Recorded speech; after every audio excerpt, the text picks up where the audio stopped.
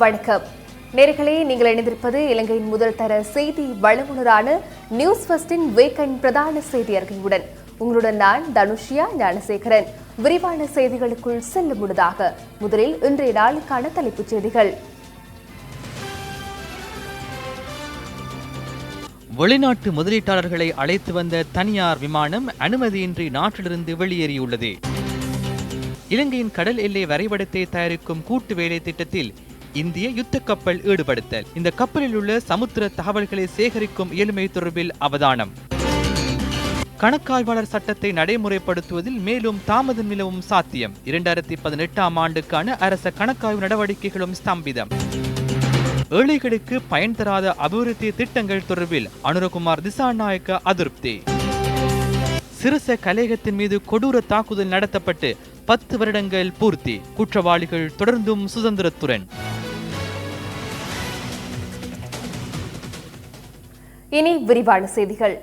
வெளிநாட்டு முதலீட்டாளர்கள் சிலரை இலங்கைக்கு அழைத்து வந்த விமானம் உரிய நடைமுறையை பின்பற்றாது நாட்டிலிருந்து வெளியேறிய சம்பவம் திருகோணமலையில் பதிவாகியுள்ளது.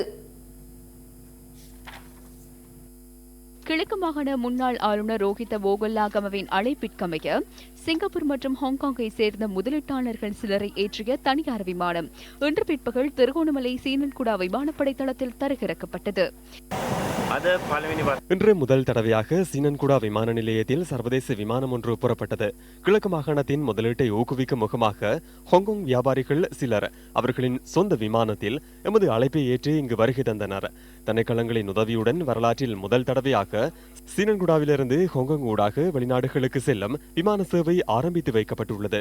விசேடமாக தனியார் சேவையாக இன்று ஆரம்பமானது.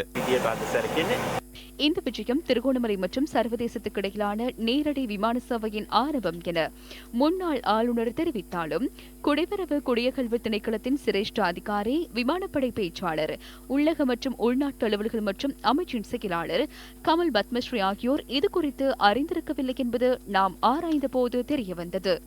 கட்டுநாயக்க பண்டாரநாயக்க சர்வதேச விமான நிலையத்தில் கடந்த 3ஆம் தேதி தரையிறக்கப்பட்ட இந்த தனியார் விமானம் திருகோணமலை சீனன்குடா விமானப்படை தளத்தில் பின்னர் தரையிறக்கப்பட்டுள்ளது. பாதுகாப்பு அமைச்சிடம் பெறப்பட்ட விசேட அனுமதியின் பின்னர் இந்த விமானம் சீனன்குடாவில் தரையிறக்கப்பட்டுள்ளது. இதனையடுத்து இந்த விமானம் அங்கீகரிக்கப்படாத விமான நிலையத்திலிருந்து நாட்டிலிருந்து வெளியேறியுள்ளது. இலங்கையின் குடிவரவு குடியகல்வு சட்டம் மற்றும் சிவில் விமான சேவைகள் சட்டத்திற்கமைய வெளிநாட்டு விமானம் ஒன்று அங்கீகரிக்கப்படாத நிலையத்திலிருந்து வெளியேறுவதற்கு அனுமதி இல்லை. இதற்கமைய இந்த விமானம் சட்டவிரோதமான முறையில் நாட்டிலிருந்து வெளியேறியுள்ளது.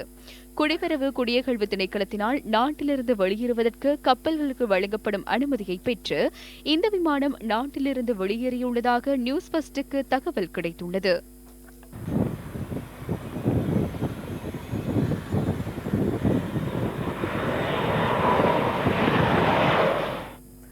இலங்கையின் கடல் எல்லை வரைபடத்தை தயாரிக்கும் கூட்டு நடவடிக்கையில் இலங்கை மற்றும் இந்திய கடற்படையினர் ஈடுபட்டு வருகின்றனர்.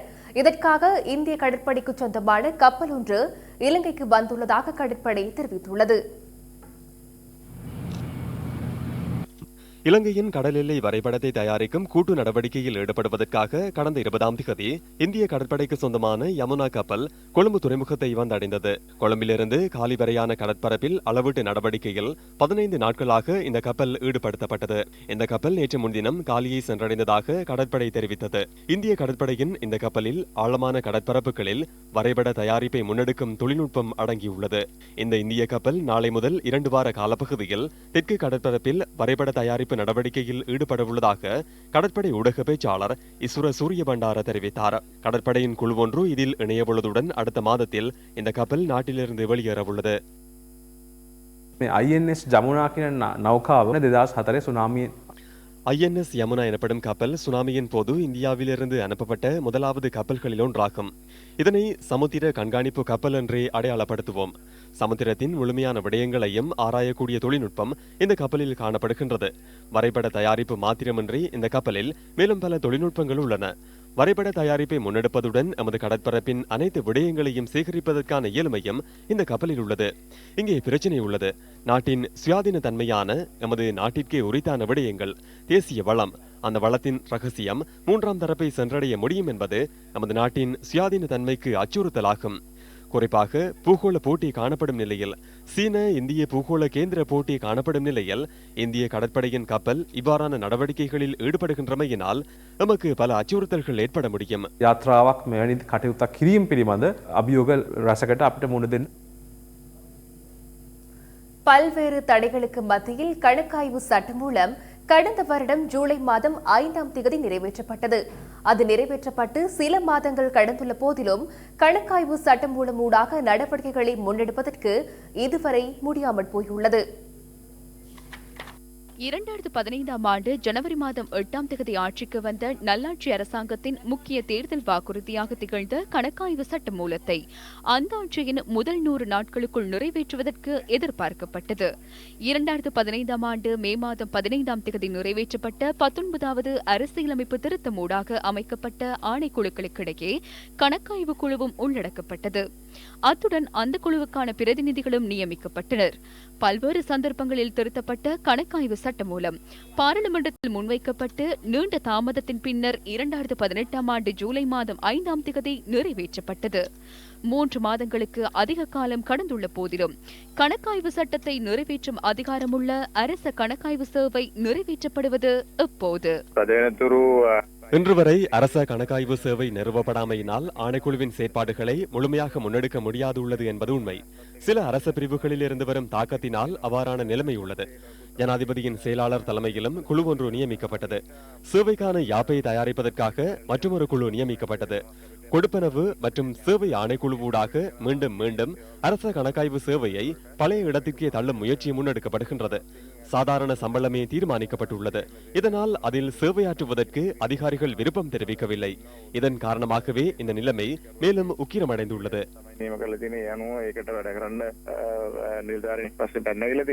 சம்பள ஆணைக்குழுவின் தாக்கத்திற்கு மத்தியில் 2018ஆம் ஆண்டில் கணக்காய்வு அறிக்கையை உரிய காலத்துக்குள் வழங்க முடியாதுள்ளதாக கணக்காய்வாளர் தெரிவித்துள்ளார். புதிய சம்பள நடைமுறைக்காக ஜனாதிபதி அனுமதி வழங்கியுள்ளார். அதனையும் சம்பள சேவை ஆணைக்குழு விரும்பவில்லை. அவர்களுக்கு விருப்பமானவற்றை பிரேரிக்கின்றனர். எனினும் அதற்கேற்றவாறு செயற்பட முடியாது. சட்டமூலத்தில் கணக்காய்வாளர் அலுவலகத்துக்கு அதிக பொறுப்புகள் வழங்கப்பட்டுள்ளன. 2017ஆம் ஆண்டிற்கான அறிக்கை குறித்த நடவடிக்கைகளை நிறைவு செய்துள்ளோம். 2018ஆம் ஆண்டிற்கான நடவடிக்கைகளை ஆரம்பிக்க வேண்டும். 2018ஆம் ஆண்டிற்கான அறிக்கையை தயாரிக்கும் நடவடிக்கையை முன்னெடுக்க முடியாத நிலைமை உள்ளது. 2018ஆம் ஆண்டிற்கான அறிக்கையை உரிய காலத்திற்குள் அனுப்ப முடியும் என நான் நம்பவில்லை. ஜனாதிபதிக்கும் அறிவிக்கப்பட்டுள்ளது. இதன் காரணமாக அடுத்த கணக்கறிக்கை கூட மேலும் தாமதம் அடையலாம். அரசாங்கம் இந்த நடவடிக்கைகளில் தோல்வி அடைந்துள்ளது. இவர்களின் திருட்டுக்கள் வெளிவரும் என்பதனால் முன்னர் இருந்தவர்களை போன்று இப்போதுள்ளவர்களும் இதனை தாமதப்படுத்துகின்றனர். இந்த நிறுவனங்கள் சுயாதீனமாக செயற்படுவதற்கு இடமளிக்காதுள்ளனர். தேசிய நிபுணர் சபையின் கொழும்பு மாவட்ட மாநாட்டில் தெரிவிக்கப்பட்ட கருத்து அடுத்து. இந்த வருடத்தில் 5.9 பில்லியன் டாலர் கடன் செலுத்தப்பட வேண்டியுள்ளது. நமது மொத்த ஏற்றுமதி வருமானம் 10 பில்லியன் டாலர் ஆகும். வெளிநாடுகளிலிருந்து பொருட்களை இறக்குமதி செய்வதனால் 20 பில்லியன் தேவைப்படுகின்றது. மொத்தம் 25.9 பில்லியன் டாலர் ஆகும். பொருட்களை விற்பனை செய்வதால் 10 பில்லியனே கிடைக்கின்றது. இதன் காரணமாகவே டாலருக்கான ரூபாவின் பெறுமதி நாள்தோறும் வீழ்ச்சி அடைகின்றது. இது பாரிய தாக்கத்தை ஏற்படுத்தியுள்ளது. இன்று நமது அபிவிருத்தி என்பது என்ன? போலீசார் வந்ததால் கிராமத்தின் பொருளாதாரம் வளர்ச்சி அடைவதாக ஆனமடுவில் போலீஸ் நிலையத்தை திறக்க சென்ற போது ரணில் விக்ரமசிங்க கூறினார். போலீஸை, மாவட்ட செயலகத்தை, மாகாண சபையை விரிவுபடுத்தி என்ன பலன்? அபிவிருத்தி என்பது என்ன? அபிவிருத்தியினால் மக்களின் வாழ்க்கைக்கு என்ன கிட்டியது? சூரிய விபவில் 6 ஓடுபாதைகளுடைய வீதிகள் காணப்படுகின்றன. எனினும் அந்த வீதிகளின் ஓரத்தில் உள்ள பிள்ளைகள் மாங்காய் விற்பனை செய்கின்றனர், விளாம்பலம் விற்கின்றனர். இந்த அபிவிருத்தியினால் பலன் உள்ளதா? 2016ஆம் ஆண்டில் வைத்தியசாலைகள் உள்ள வெளிநோயாளர் பிரிவுகளில் 6 லட்சம் பேர் மருந்துகளை பெற்றுள்ளனர். 200 லட்சம் மக்கள் உள்ளனர். நோயற்ற வாழ்விற்கு விளையாட்டு அவசியம். இன்று எமது விளையாட்டு கலாச்சாரம் சீர்குலைந்துள்ளது. இன்று விளையாட்டு என்றால் என்ன? தொழிலுக்கான தகமையாக மாறியுள்ளது. வேகமாக ஓடினால் போலீசில் வேலை வாய்ப்பு. வேகமாக ஓடி அர்ஜுன் மகேந்திரனை பிடிக்க முடியுமா? ஊழல்களுக்கு எதிராக நடவடிக்கை எடுப்பதாக தேர்தல்களின் போது கூறினர். எனினும் இதுவரை காலம் எவ்வாறான நடவடிக்கை எடுக்கப்பட்டுள்ளது? சீல்துணி விவகாரம் தொடர்பில் 2 அதிகாரிகள் கைது செய்யப்பட்டனர். ஒரு அரசியல்வாதிக்கு எதிராக வேணும் வழக்கு தொடரப்பட்டுள்ளதா? குற்றம் நிரூபிக்கப்பட்டுள்ளதா? நீதிமன்றம் செல்கின்றனர். நீதிமன்றத்தை எம்மால் சாட முடியாது. எனினும் தற்போதைய நீதிமன்ற முறைமை என்ன? நீதிமன்றம் செல்கின்றனர், ஒத்திவைக்கப்படுகின்றது. இதுவே இடம்பெறுகின்றது.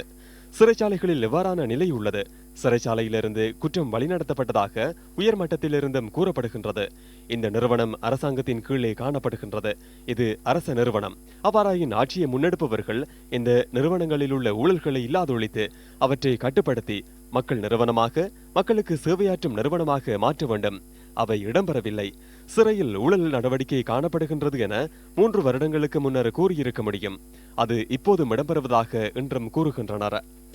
ක්‍රියාවලිය තියෙනවා කියලා. දැන් අවුරුදු 3කට පස්සේ අදත් කියනවා ඒකම සිද්ධ වෙනවා කියලා. ජාතිය ඉදිරියට ගෙන යාමේ පෙර நாட்டை முன்னோக்கி கொண்டு செல்லும் சக்தியாக நாம் செயற்படாவிட்டால் இந்த வெற்றிடத்தை பாதாள குழுவினர், போதைப்பொருள்காரர்கள் மற்றும் அவர்களின் பிரதிநிதிகளே நிரப்புவார்கள் என்பதை நாம் புரிந்து கொள்ள வேண்டும். ஊழலுக்கு பொறுப்பு கூற வேண்டியது யார்? நாமே அவர்களுக்கு சந்தர்ப்பத்தை ஏற்படுத்தியுள்ளோம். අපි තමයි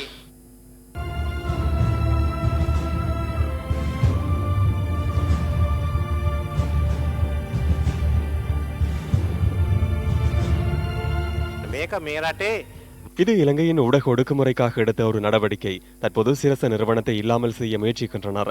அது அழியாது. இந்த விளக்கை அணைக்க முடியாது. இந்த விளக்கை பாதுகாக்க நாட்டின் அனைவரும் அர்ப்பணிப்புடன் செயற்பட வேண்டும். விளம்பரங்களை அடுத்து செய்திகள் தொடர்கின்றன. ஊடக சுதந்திரம் தொடர்பில் சமூகத்தில் மீண்டும் அதிகம் பேசப்படும் நிலையில் இலங்கை வாழ் மக்களுக்கு ஒருபோதும் மறக்க முடியாத சம்பவம் இடம்பெற்று இன்றுடன் 10 வருடங்கள் பூர்த்தியாகின்றன. MTV MBC ஊடக வலையமைப்பு மீதான தாக்குதலை எவராலும் ஒருபோதும் மறக்க முடியாது. அதன் பின்னர் இடம்பெற்ற பல சம்பவங்கள் நாட்டு மக்களின் தகவல் அறியும் சட்டத்திற்கு விடுத்த பாரிய அச்சுறுத்தலாக அமைந்தது. எனினும் இந்த சம்பவத்துடன் தொடர்புபட்ட எவரும் இதுவரை கைது செய்யப்படவில்லை. 2009ஆம் ஆண்டு ஜனவரி 6ஆம் தேதி MTV MBC ஊடக வலையமைப்பின் தெபானம கலேகத்தில் ஊடகவியலாளர்கள் மற்றும் அதிகாரிகள் உள்ளிட்ட அனைவரும் வழமை போன்று கடமையில் ஈடுபட்டிருந்தனர். அதிகாலை 2:10 அளவில் திடீரென கலேகத்துக்குள் குண்டர்கள் குழு அத்துமீறி நுழைந்தது. அவர்கள் இலக்க தகடற்ற வெள்ளை வேனில் வந்திருந்தனர். குண்டர்கள் குழு முதலில் காவலனில் இருந்த அதிகாரிகளை பணிய கைதிகளாக வைத்துக் கொண்டு பிரதான கலேகத்தை முதலில் இலக்கு வைத்தனர். தன்னியக்க கணனி கட்டமைப்பை கொண்ட எமது கலேகம் தெற்காசியாவிலே அதிநவீன தொழில்நுட்ப வசதிகளை கொண்டிருந்தது. நவீன வசதிகளுடன் கலேகம் திறக்கப்பட்டு ஒரு சில வாரங்களிலேயே இந்த தாக்குதல் மேற்கொள்ளப்பட்டது. இந்த தாக்குதலுக்காக கிளைமோர் குண்டு கூட பயன்படுத்தப்பட்டமை பின்னர் தெரிய வந்தது. 8 கிலோகிராம் எடை கொண்ட கிளைமோர் குண்டு ஒன்றை பிரதான கலேகத்தில் வெடிக்க வைக்க திட்டம் தீட்டிருந்ததாக அரச பகுப்பாய்வு திணைக்களம் தெரிவித்தது. எனினும் இயற்கை அதற்கு இடமளிக்கவில்லை என்பதுடன் அந்த கிளைமோர் குண்டின் ஒரு பகுதி மாத்திரமே வெடித்தமை பின்னர் வெளியானது. அனைத்தும் சாம்பலாகிய போதிலும் ஒரு சில மணித்தியாலங்களில் மக்களுக்காக மீண்டெழுந்தோம். மக்களின் தகவல் அறியும் உரிமையை கிளைமோர் குண்டுகளால் அளிக்க முடியாது என்பதனை எடுத்து காட்டும் வகையில் மீண்டெழுந்தோம்.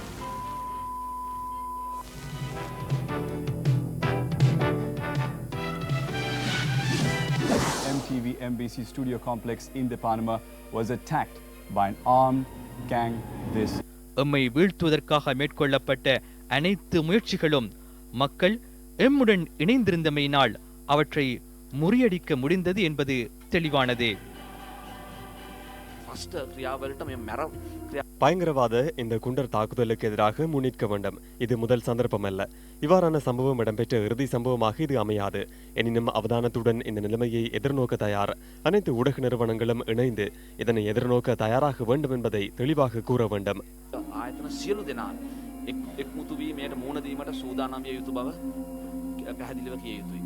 தெபானம கலேகம் மீது தாக்குதல் மேற்கொள்ளப்பட்டு 48 மணித்தியாலங்களின் பின்னர் சிரேஷ்ட ஊடகவியலாளர் லசந்த விக்ரமதுங்க கொலை செய்யப்பட்டார். இந்த தாக்குதல் மேற்கொள்ளப்பட்டு இன்றுடன் 10 வருடங்கள் பூர்த்தியானாலும் இதற்கு பொறுப்பு கூற வேண்டியவர்கள் யார் என்பதனை அவரவரின் மனச்சாட்சியை அறியும்.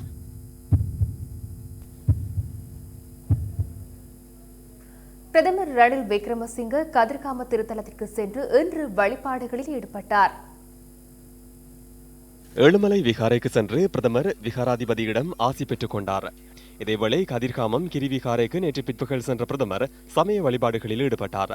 அதன் பின்னர் பிரதமர் ரணில் விக்ரமசிங்க கதிர்காமம் மகா தேவாலயத்திற்கும் சென்று வழிபாடுகளில் ஈடுபட்டார். எதிர்க்கட்சித் தலைவர் மஹிந்த ராஜபக்ச குருநாகலில் இன்று ஊடகவியலாளர்களின் கேள்விக்கு பதிலளித்தார். මේ එක්සත් ජාතික පක්ෂය කියනවා ජනවාරි 8 වෙනිදායින් පස්සේ ජනාධිපතිවරණයකට යන්න ඒගොල්ලෝ ප්ලෑන් කරලා තියෙනවා කියලා. அவர்களால் திட்டம் திட்ட முடியாது. அது ஜனாதிபதியின் கையில் உள்ளது. ஜனாதிபதி முன்கூட்டியே நடத்துவார் என நான் நினைக்கவில்லை. එහෙම වෙලාසනියයි කියලා. ඔබතුමා කොයි පක්ෂයද නියෝජනය කරන්නේ? සියලු පක්ෂ. அனைத்து கட்சியையும். நான் ஸ்ரீலங்கா சுதந்திர கட்சியூடாக பாராளுமன்றத்திற்கு சென்றேன். நான் ஸ்ரீலங்கா சுதந்திர கட்சியை பிரதிநிதித்துவப்படுத்துகின்றேன். ஸ்ரீலங்கா சுதந்திர கட்சியும் மொட்டும் மீண்டும் இணைந்துள்ளன. இரண்டும் இணைந்ததன் பின்னர் எந்த பிரச்சனையும் இல்லை. ශ්‍රී ලංකා නිදහස් පක්ෂයේ මහලේකම්තුමා ඊ අපිට මාධ්‍යට පවසා සිටියා. කවුද මහලේකම්? දයසිරි ජයසේකර. මහලේකම්. නිදහස් පක්ෂයේ മന്ത്രിවරු පරද්දන්න කුමන්ත්‍රණය කරපුවම අපි කොහොමද ඒගොල්ලොත් එක්ක ඉන්නේ කියලා. அதனை அவரிடம் கேட்கவும். அவ்வாறாயின் செல்ல முடியும், எனக்கு பிரச்சனை இல்லை. ஜெயசேகரவிற்கு பிரச்சனை இருப்பின் அது அவருடையது. எனக்கு எந்த பிரச்சனையும் இல்லை. அவர் பேயுடன் கொடுக்கல் வாங்கல் செய்பவரா என எனக்கு தெரியாது. மட்டக்களப்பு கும்புறுமூலையில் செமட்ட திட்டத்தின் கீழ் நிர்மாணிக்கப்பட்ட பழமுதிர்ச்சோலை கிராமம் இன்று மக்களிடம் கையளிக்கப்பட்டது. செமட்ட செவன திட்டத்தின் கீழ் கும்புறுமூலையில் நிர்மாணிக்கப்பட்ட 148வது கிராமமான பழமுதிர்ச்சோலை மாந்திரி கிராமத்தில் 20 வீடுகள் அமைக்கப்பட்டுள்ளன. 178 லட்சம் ரூபாய் நிதி ஒதுக்கீட்டில் நிர்மாணிக்கப்பட்ட இந்த கிராமத்தில் வீதி, நீர்கட்டமைப்பு, மின்னணைப்பு ஆகியனவும் அமைக்கப்பட்டுள்ளன. இதன்போது வீட்டுரிமை பத்திரம், வீட்டுக்கடன், சுயதொழில் கடன் மற்றும் மூக்கு கண்ணாடி ஆகியனவும் அமைச்சர் சஜித் பிரேமதாசவினால் வழங்கி வைக்கப்பட்டது. மட்டக்களப்பு மாவட்டத்தில் உள்ள 3 சிரேஷ்ட கலைஞர்களுக்கு மருத்துவ உதவி கொடுப்பனவும் வழங்கப்பட்டது. பெரும்பான்மை இல்லாமல் நாட்டின் அதிகாரத்தை பெற்றுக்கொண்டு ஒடுக்குமுறையை உருவாக்குவதற்கு அவர்கள் முயன்றபோது தோல்வியடைந்தனர். தற்போது அவர்கள் என்ன கூறுகின்றனர்? நாம் திருட்டுத்தனமாக உடன்படிக்கையில் ஈடுபட்டுள்ளதாக கூறுகின்றனர். நம்மிடம் திருட்டுத்தனமான வேலைகள் இல்லை, வெளிப்படையான செயற்பாடுகளே உள்ளன. ஒப்பந்தம் காணப்படுகின்றமையும் உண்மை. அந்த ஒப்பந்தம் சமூக ஒப்பந்தம். மட்டக்களப்பை பிரதிநிதித்துவப்படுத்தும் அனைவரையும் இணைத்துக் கொண்டு மட்டக்களப்பு மாவட்டத்தில் வீட்டு பிரச்சனையை கட்டாயம் தீர்ப்பேன் என இந்த சந்தர்ப்பத்தில் கூறுகின்றேன்.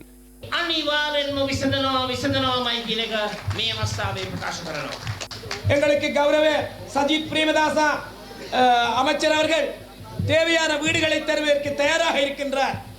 மட்டக்களப்பு மாவட்டத்திலே 111 வீட்டு திட்டங்கள் ஆரம்பிக்கப்பட்டிருக்கின்றது. 8வது வீட்டு திட்டம் திறந்து வைக்கப்பட்டிருக்கிறது. ஜனநாயகத்தை மதிக்கின்ற ஐக்கிய தேசிய கட்சிக்கு ஆதரவை கொடுத்து இன்று நாங்கள் இந்த மேடையிலே மீண்டும் கொண்டு வந்து சஜித் பிரேமதாசா அவர்களை அமர வைத்திருக்கின்றோம். கௌரவ சஜித் பிரேமதாசா அவர்கள் ஏழை மக்களோடு மிகவும் நெருக்கமாக புலங்குபவர். இந்த நாட்டிலே அவர் எதிர்காலத்திலே ஜனாதிபதியாக வந்தே ஆகுவார். அவரிடம் இருக்கின்ற ஒரு நல்ல பண்பு இன மத குல பேதமற்ற செயற்பாடு. பாலச்சேனை இந்து கல்லூரியை ஒரு தேசிய பாடசாலையாக மாற்றி தருவதற்கு தான் உடனடியாக நடவடிக்கை எடுப்பதாக எனக்கு உறுதியளித்திருக்கின்றார். உங்களது நல்ல பணிக்கு எங்கள் தமிழ் தேசிய கூட்டமைப்பு என்றும் ஆதரவு தர கடமைப்பட்டிருக்கின்றது.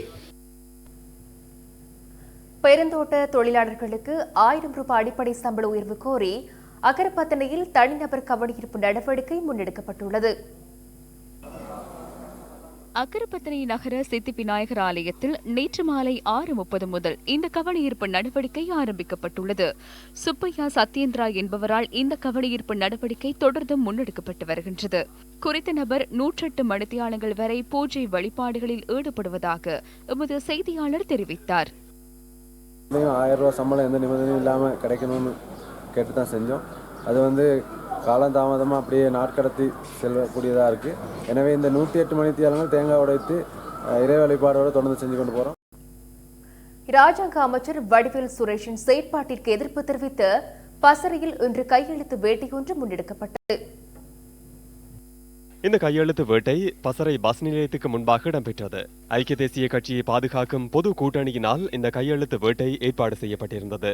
வடிவேல் சுரேஷ் கௌரவ ராஜாங்க அமைச்சர் அவர் ஐக்கிய தேசிய கட்சி இல்ல, அவருடைய அரசியல் கட்சி இந்த நாட்டில் எந்த கட்சி வெற்றி பெறுதோ, எந்த கட்சி ஆட்சிக்கு வருதோ அதுதான் அவர் அரசியல் கட்சி. அவருக்கு அரசியல் கட்சி யூஎம்பிஓ, ஸ்ரீலங்காவோ இல்லாட்டி இந்த நாட்டில் உள்ள வேறு வேறு அரசியல் கட்சி இல்ல. இந்த நாட்டில் எது ஆட்சி அமைக்குது, எது அரசாங்கம் அமைக்குது, எந்த கட்சி நாட்டில் ஆளுது, அந்த ஆளும் கட்சி தான் அவரோட அரசியல் கட்சி. அப்ப அந்த மாதிரி ஒரு அரசியல்வாதியை நம்பி நாங்க அப்பாவி மக்களை ஏமாத்துறதுக்கு அவர்கிட்ட பின்னுக்கு போயிடலாம். யாழ் உடுவில் பகுதியில் நடைபெற்ற நிகழ்வு ஒன்றில் கலந்து கொண்ட தமிழ் தேசிய கூட்டமைப்பின் பாராளுமன்ற உறுப்பினர் இவ்வாறு கருத்து தெரிவித்தார்.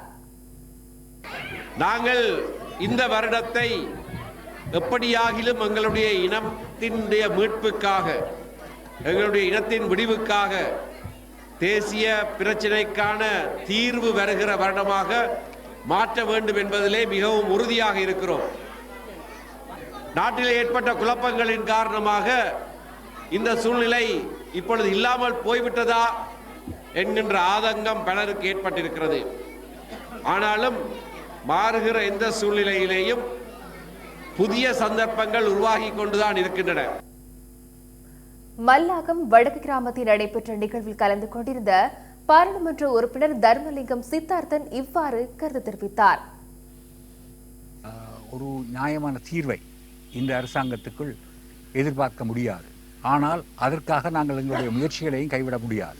நாங்கள் இந்த ரணில் விக்ரமசிங்கே அவர்களை ஆதரிப்பதாக கூறிய போது பல விஷயங்களை அவருக்கு ஒரு நிபந்தனையாக போட்டிருக்கின்றோம்.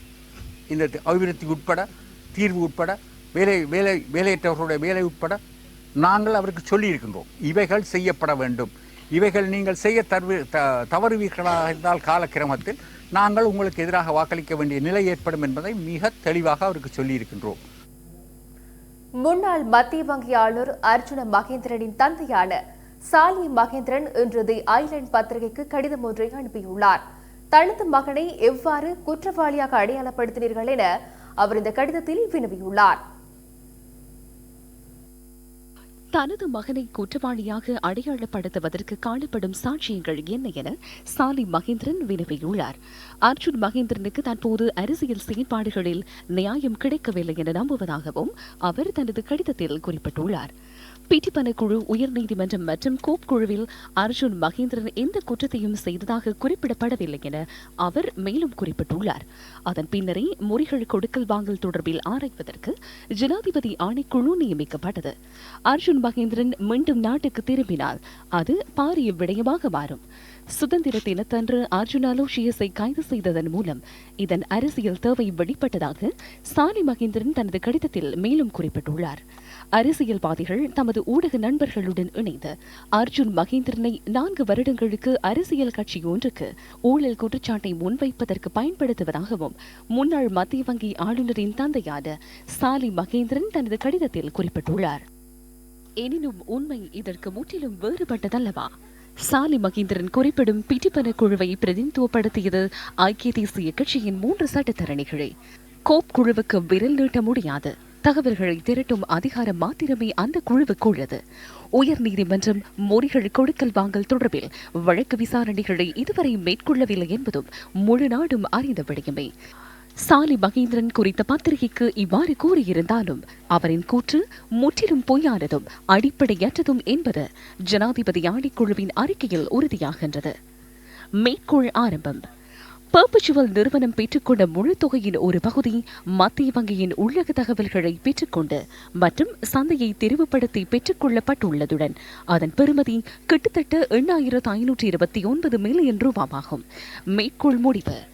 2015ஆம் ஆண்டு புதிய அரசாங்கத்தின் பிரதமராக நியமிக்கப்பட்ட ரணில் விக்ரமசிங்கே தொடர்ந்தும் பிரதமராக செயற்படுகின்றார். நாட்டின் நீதிமன்றம் சுயாதீனமாகவும் பலமாகவும் காணப்படுவதாக பிரதமர் பல தடவைகள் கூறியுள்ளார். அவ்வாறு சுயாதீன மற்றும் பலமான நீதிமன்றத்துக்கு அர்ஜுன் மகேந்திரன் அவரின் தந்தை கூறுவதை போன்று அச்சப்படுவது அவருடைய குற்றவாளி என்பதனாலா?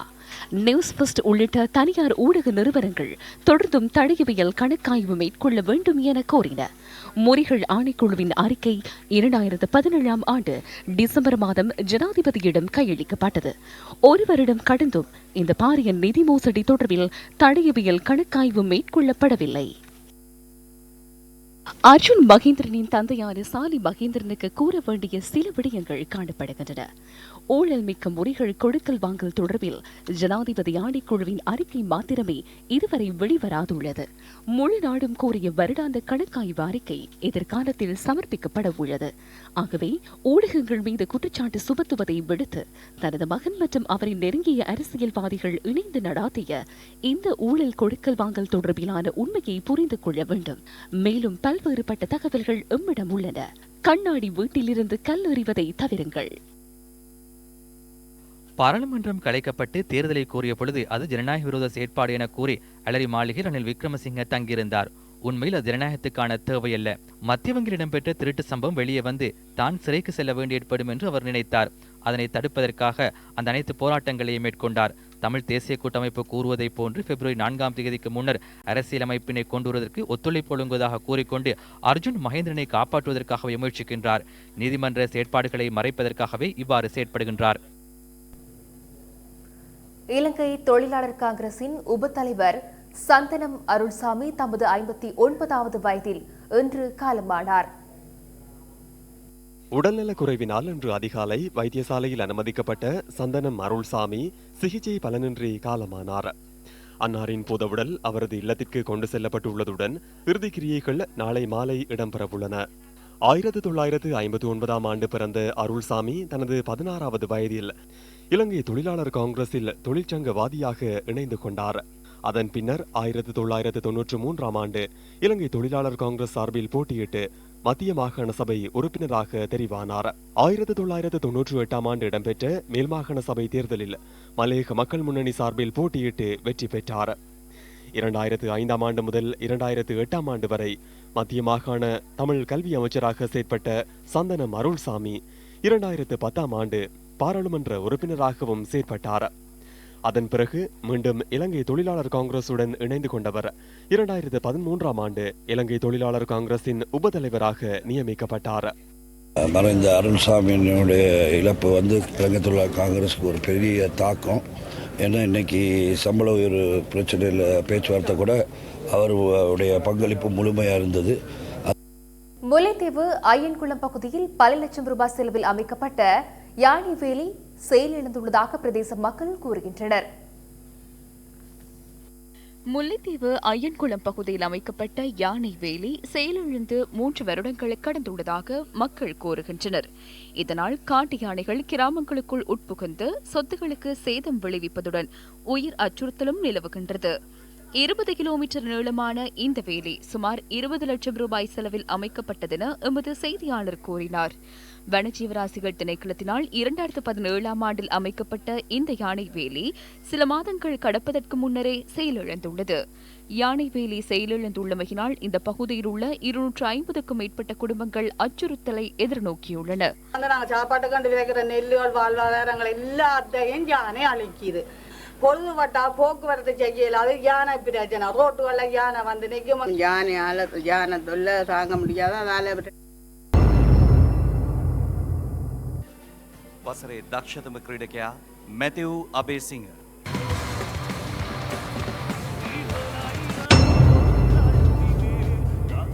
இரண்டாயிரத்து 18ஆம் ஆண்டில் அதிசிறந்த வீரர் நீங்களா?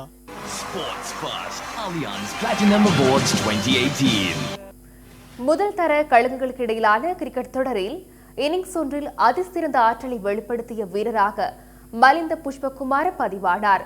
கழகங்களுக்கு இடையிலான கிரிக்கெட் தொடரில் சரசென்ஸ் அணிக்கு எதிரான போட்டியில் 2ஆம் இன்னிங்ஸில் அவர் ஓட்டங்களுக்கு சகல விக்கெட்டுகளையும் வீழ்த்தினார். முன்னாள் டெஸ்ட் வீரரான பிரமோதிய விக்ரமரத்ன 1991ஆம் ஆண்டு இதற்கு முன்னர் இந்த சாதனையை நிலைநாட்டியிருந்தார். போட்டியின் நிறைவுக்கு பின்னர் ஸ்போர்ட்ஸ் ஃபர்ஸ்டுக்கு அவர் இவ்வாறு கருத்து தெரிவித்தார். போட்டியில் வெற்றியீட்ட வேண்டும் என்பதே எங்களுடைய எதிர்பார்ப்பாக இருந்தது. குறைந்த ஓட்டங்களுக்கு அவர்களை ஆட்டமிழக்க செய்ய முயற்சித்தோம். அதனோடு சேர்த்து சிறந்த முறையில் பந்து வீசி 10 விக்கெட்டுகளை கைப்பற்றினேன். மிக விரைவில் தேசிய அணியை பிரதிநிதித்துவப்படுத்த வேண்டும் என்பதே என்னுடைய எதிர்பார்ப்பு. சர்வதேச போட்டிகளில் பிரகாசிக்க தவறும் பட்சத்தில் கழகமட்ட போட்டிகளில் விளையாடுவோம். எனவே சரியான இடத்தில் தற்போது நான் இருக்கிறேன் என நினைக்கின்றேன். இதுடன் நியூஸ் ஃபர்ஸ்ட் 8 மணி பிரதான செய்தி அறிக்கை நிறைவடைகின்றது. வணக்கம்.